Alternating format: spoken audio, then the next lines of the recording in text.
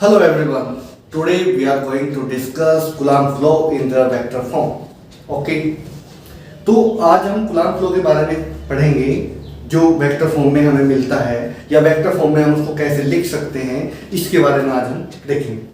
देखिए हमारे पास में क्या है, टू चार्जेस हैं जिनकी पोलैरिटी आप मान लें कि सेम पोलैरिटी के हैं या लाइक चार्ज है या अनलाइक चार्ज भी हो सकते हैं, तो दोनों में थोड़ा सा फर्क होता है, तो उसको भी हम देखेंगे कि अगर हमारे पास में लाइक चार्ज हैं तब कैसा बिहेव होता है या कैसा कुलाम्ब फोर्स आता है वेक्टर फॉर्म में, क्या रिलेशन आता है, उनके बारे में हम आज देखने वाले हैं। ठीक है, हमारे साथ बने रहिए और देखते रहिए। ठीक है, तो हमने क्या मान लिया, हमारे पास में टू चार्ज है जिनकी वैल्यू Q1 और Q2 है, लाइक चार्ज है। ठीक है, जो कि कुछ सम डिस्टेंस पे सेपरेटेड है, दोनों एक दूसरे से, और A और B पर रखे हुए हैं। ठीक है, अब लाइक चार्ज है, ये हमें बात पता है ना कि जब हमारे पास में लाइक चार्ज होते हैं तो क्या होता है, उनके बीच में होता है रिपल्सन। ठीक है, चाहे यहाँ पे दोनों नेगेटिव चार्ज रखे होते हैं या दोनों पॉजिटिव रखे होते हैं, तो दोनों कंडीशन में सेम प्रोसेस आएगा, डायरेक्शन चेंज हो जाएगी। अभी अगर यहाँ पे मैं एक नेगेटिव मान लूँ और एक पॉजिटिव मान लूँ, तब क्या होगा कि यहाँ पे जो अभी क्या हो जाएगा, अट्रैक्शन हो जाएगा। और अभी क्या हो रहा है, इस इन दिस पोजीशन में Q1 और Q2 जब हमारे पास पॉजिटिव चार्ज है तब हमारे पास में होता है रिपल्सन। तो ठीक है, जब ये रिपल्सन होगा तो हम ये देखना चाह रहे हैं कि देखो, इसको बड़े ध्यान से सुनने की जरूरत है यहाँ पे। तो Q2 Q1 पे फोर्स अप्लाई कर रहा है, ठीक है, Q1 Q2 पे फोर्स अप्लाई कर रहा है। ठीक है, दोनों एक दूसरे पे फोर्स अप्लाई कर रहे हैं। जो हमारे पास दोनों फोर्स हैं वो सेम मैग्नीट्यूड के हैं। ठीक है, सेम मैग्नीट्यूड के हैं। अगर वो दोनों सेम मैग्नीट्यूड के हैं तो जो उनके बीच में फोर्स अप्लाई होगा वो भी हमारे पास में कैसा होगा, सेम। ठीक है, बट उनकी जो डायरेक्शन होगी वो एक दूसरे के अपोजिट होगी, क्योंकि ये जो Q2 है वो Q1 पर फोर्स अप्लाई कर रहा है, उतना ही फोर्स हमारा Q1 Q2 पर अप्लाई कर रहा है। यहां तक बात समझ गए? क्या हुआ, फिर से मैं बताता हूं। Q1 जितना फोर्स हमारा Q2 पे अप्लाई करेगा उतना ही Q2 Q1 पर फोर्स अप्लाई करेगा। समझ गए होंगे? ठीक है, मीन्स दोनों की जो डायरेक्शन है एक दूसरे के अपोजिट है, राइट। जब Q1 Q2 पर फोर्स लगा रहा है तब ये इसको मानता हूं मैं, ये 1 है F1। अब क्या हुआ कि जो Q1 है Q2 पर भी फोर्स अप्लाई कर रहा है, तो यहां पे हमें जो मिलेगा Q2 पर जो फोर्स मिलेगा वो मिलेगा F21, जो कि Q1 ने अप्लाई किया। आपको कूलम्ब फोर्स पता ही है इन स्केलर फॉर्म में, इससे पहले वीडियो में हमने किया था, उसको भी हम एक बार लिख लेते हैं। ठीक, हमारे पास में चार्ज होते हैं Q1 और Q2।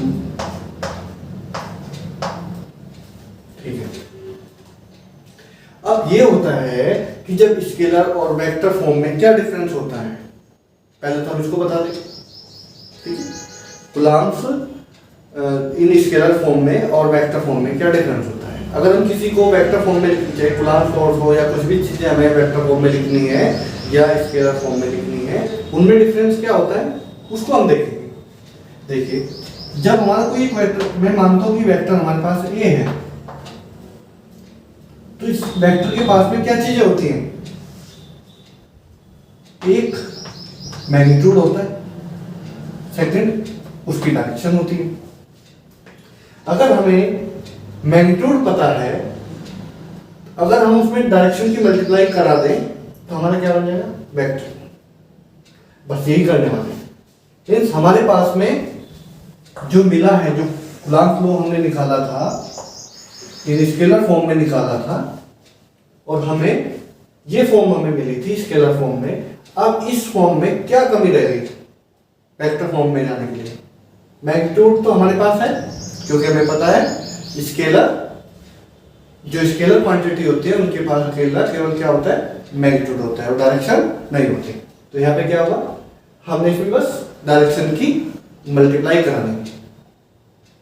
ठीक है, मीन्स हमें यहाँ पे डायरेक्शन को फाइंड आउट करना है।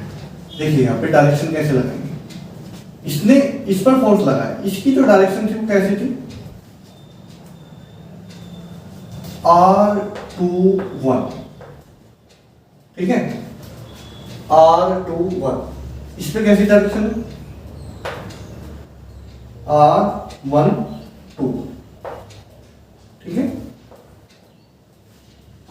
जब ये इस पे फोर्स लगा रहा है, 1 ने 2 के ऊपर जितना फोर्स लगाया 1 2, यहाँ पे जो Q2 चार्ज है, Q2 में भी Q1 पर फोर्स अप्लाई किया, किस डायरेक्शन में किया, R21 में, 2 ने 1 पर जितना किया, राइट।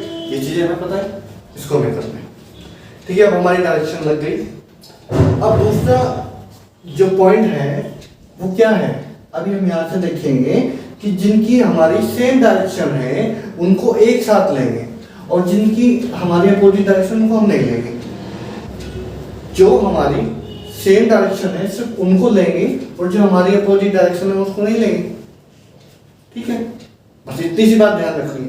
डायग्राम आप लोगों को बनाना आ गया होगा, ठीक है। अब force on Q1 due to Q2, तो मेरा जो फोर्स है वो ये आया 1/4 एप्सिलॉन नॉट, चार्ज की मल्टीप्लाई होगी, और यहाँ पे मैग्नीट्यूड का स्क्वायर होगा डिस्टेंस का, और मैग्नीट्यूड हमारा कितना ले रखा है हमने, R ले रखा है, तो R का स्क्वायर, और इसके साथ में हमें एक डायरेक्शन लेनी है, ठीक है। ये ले पाए, बस इसको लिखना, ये हमारा हो गया coulomb flow in their vector form. और किसके लिए, जब हमारा Q2 Q1 पर फोर्स अप्लाई करना था, ठीक है। अब हम इसके सेकंड पार्ट पे चलते हैं। मीन्स हमें सिमिलरली लिखना है, क्योंकि Q1 भी Q2 पर फोर्स अप्लाई कर रहे हैं। Force on Q2 due to, या बाई Q1 भी लिख सकते हैं, कोई दिक्कत नहीं, ड्यू टू Q, ये मैं फोर्स इधर निकालता हूं, यहाँ पे लिखेंगे F21, यहां तक हमारा सेम प्रोसेस होगा, Q1 लिखा, Q2 भी लिखा, और यहाँ पे मैग्नीट्यूड, यहाँ तक की जो स्केलर फॉर्म है both are same, okay. Direction देखें, डायरेक्शन में F21 यहाँ पे कौन सी डायरेक्शन है, ये वाली डायरेक्शन हम लेंगे, R21 वाली, R12 सॉरी, R12 ऐसे। तो इसको इक्वेशन नंबर 1 कह ले तो कोई दिक्कत है, कोई दिक्कत नहीं है। इसको अगर इक्वेशन नंबर 2 कह ले, कोई दिक्कत नहीं है। अगर हम यहाँ देखें, दो हमारे पास इक्वेशन आई हैं, और दो हमारे पास फोर्स भी हम कह सकते हैं कि जो Q1 ने Q2 पर फोर्स अप्लाई किया था वो भी फोर्स हमें मिला, जो 1 ने 2 पर किया था वो भी मिला। अब हमें क्या करना है, अभी हमें दोनों इक्वेशन को देखना है। अभी हमने देखा कि जो दोनों इक्वेशन है, दोनों में जो मैग्नीट्यूड है फोर्स का वो सेम है, बट एक चीज डिफरेंट है, क्या, डायरेक्शन। अगर मैं इन डायरेक्शन को सेम करना चाहूँ, तो मैं चाहता हूँ कि हमारी डायरेक्शन सेम हो जाए, तो मुझे क्या करना पड़ेगा, मैं दोनों को इक्वल, क्योंकि डायरेक्शन फोर्स भी सेम है, डायरेक्शन भी अपोजिट है, ठीक है। अब हम क्या करना चाह रहे हैं, तो मैं ये लिखना चाह रहा हूँ, यहाँ पे डायरेक्शन और यहाँ पे R1, तो दोनों इक्वल और अपोजिट है ना डायरेक्शन, बाकी सब सेम है।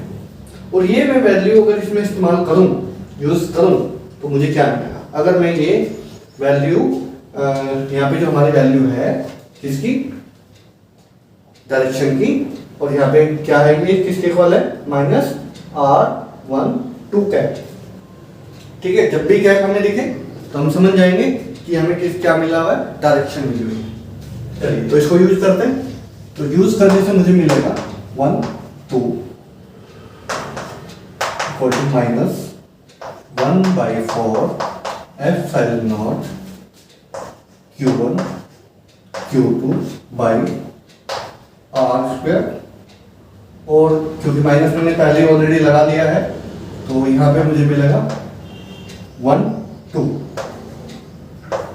अब ये जो हमें थर्ड इक्वेशन हमें मिली है इसको इक्वेशन नंबर सेकंड से कंपेयर कराएं तो मुझे मिलेगा कि सिर्फ इसमें माइनस का डिफरेंस है। इसका मतलब हमारे पास जो दो फोर्स हमें मिलेंगे वो इक्वल और अपोजिट होंगे। ठीक है, ऐसा कुछ नहीं।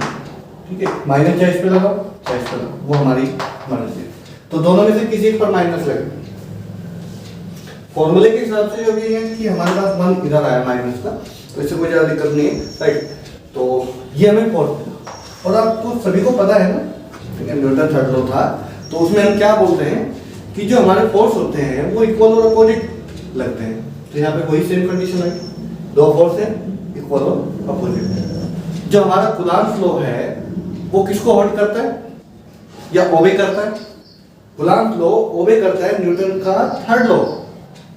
ठीक है, न्यूटन्स लॉ को ये कूलॉम्स फोर्स ओबे करता है। हमारे पास में जो चार्ज है वो क्या हो जाए, अनलाइक हो जाए। अगर हमारे पास में चार्ज अनलाइक होते हैं तब क्या होगा? तब सिर्फ फोर्स पे तो कोई इफेक्ट नहीं पड़ेगा, फोर्स तो तब भी उतना ही रहेगा, बट एक चीज डिफरेंट होगी। एक तो अट्रैक्शन फोर्स होगा और दोनों एक दूसरे की क्या होंगे, डायरेक्शन चेंज हो जाएगी।